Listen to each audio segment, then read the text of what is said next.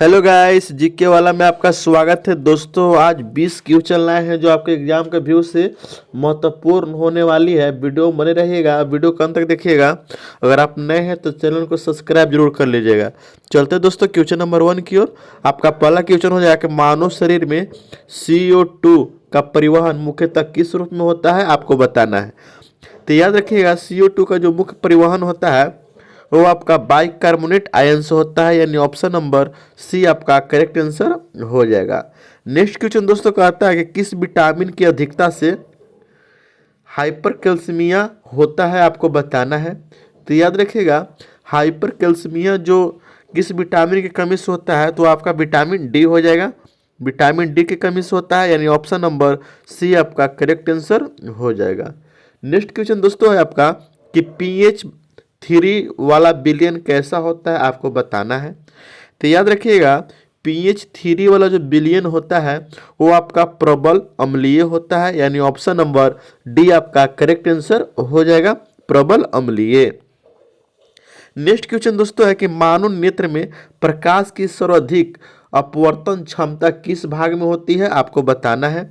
तो याद रखना है आपको कि प्रकाश की जो सर्वाधिक जो अपवर्तन क्षमता होती है दोस्तों, वो आपका कार्निया में होती है। कहाँ होती है? कार्निया में होती है, यानी ऑप्शन नंबर बी आपका करेक्ट आंसर हो जाएगा। नेक्स्ट क्वेश्चन चलते हैं दोस्तों। 5 नंबर कहता है कि निम्न में से कौन सा ऊष्मा का सुचालक है, आपको बताना है। तो याद रखिएगा ऊष्मा का सुचालक इनमें से कौन सा हो जाएगा, तो आपका तांबा हो जाएगा। तांबा जो है ऊष्मा का सुचालक है, याद रखना है आपको, यानी ऑप्शन नंबर डी आपका करेक्ट आंसर हो जाएगा। नेक्स्ट क्वेश्चन दोस्तों कहता है कि इंडिका ग्रंथ के लेखक कौन है, आपको बताना है।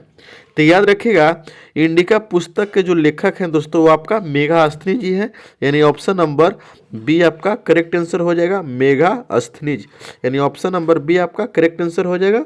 चलते दोस्तों क्वेश्चन नंबर आए की और अगला है दोस्तों आपका कि भारत में द्वैध शासन प्रणाली किसके समय लागू हुआ था, आपको बताना है।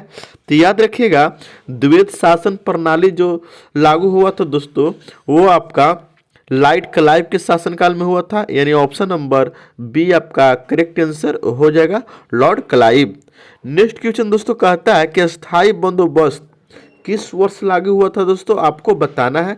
यानी कि परमानेंट सेटलमेंट किस वर्ष लागू हुआ था उसके बारे में आपको बताना है।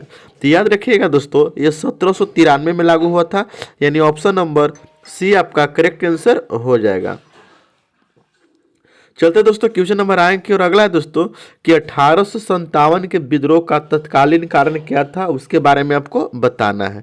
तो याद रखिएगा 1857 का विद्रोह जो हुआ था उसका तत्कालीन कारण था, याद रखना आपको कि चर्बी में लगे कारतूस थे, यानी ऑप्शन नंबर बी आपका करेक्ट आंसर हो जाएगा। ठीक है दोस्त। चलते दोस्तों क्वेश्चन नंबर 10 की ओर। 10 कहता है दोस्तों इल्बर्ट बिल विवाद किस वायसराय के समय लागू हुआ था, आपको बताना है। तो याद करना है आपको कि इल्बर्ट बिल विवाद जो हुआ था दोस्तों वह आपका लॉर्ड रिपन के समय में लागू हुआ था, यानी ऑप्शन नंबर सी आपका करेक्ट आंसर हो जाएगा। नेक्स्ट क्वेश्चन दोस्तों है 11 नंबर की मुद्रास्फीति का अर्थ क्या होता है उसके बारे में आपको बताना है। तो याद रखना है आपको कि मृदा जो स्फीति का मुख्य कारण जो होता है दोस्तों सामान्य मूल स्तर में वृद्धि करना होता है, यानी ऑप्शन नंबर बी आपका करेक्ट आंसर हो जाएगा। चलते दोस्तों क्वेश्चन नंबर आए की और अगला है दोस्तों कि भारत में आरबीआई की स्थापना किस वर्ष हुई थी, आपको बताना है। तो याद रखिएगा आरबीआई की जो स्थापना हुई थी वो 1935 ईस्वी में हुई थी, लेकिन इसका जो लागू किया गया था दोस्तों मतलब एकीकरण कर मतलब पूर्ण रूप से लागू हुआ था 1949 में। याद रखिएगा 1949 में लागू हुआ था, यानी स्थापना 1935 में लागू हुआ था, यानी ऑप्शन नंबर सी आपका करेक्ट आंसर हो जाएगा।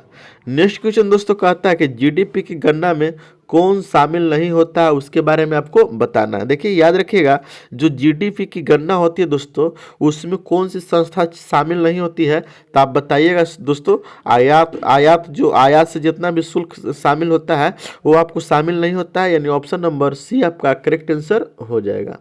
चलते दोस्तों क्वेश्चन नंबर आए की और अगला है दोस्तों कि राजकोषीय घाटा किसके बीच का अंतर है, आपको बताना है। तो याद रखना है कि राजकोषीय घाटा जो है दोस्तों, ठीक ना, वो किसके बीच अंतर पूछ रहा है, तो आप बताइएगा कि कुल व्यय और माइनस कुल राजस्व के बीच का अंतर होता है, यानी ऑप्शन नंबर बी आपका करेक्ट आंसर हो जाएगा, आपको याद रखना है।